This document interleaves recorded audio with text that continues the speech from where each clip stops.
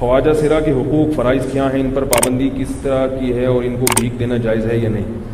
یہ جو مخنث ہوتے ہیں، ہیجڑے ہوتے ہیں، ان میں اگر مردانہ علامتیں زیادہ ہیں تو بالکل وہی ان کے حکام ہیں جو مردوں کے ہوتے ہیں، اور اگر عورت والی علامتیں زیادہ ہیں تو بالکل وہی حکام ہوتے ہیں جو عورت کے۔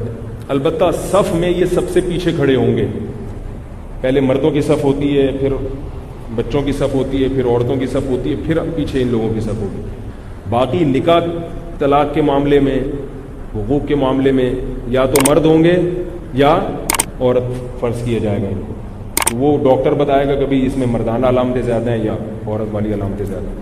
یہ جو ہم نے ان کو عضو معطل بنا کے معاشرے میں پھینک دیے بے حیائی پھیلانے کے لیے، یہ بہت بڑا ظلم ہے، یہ جائز نہیں ہے۔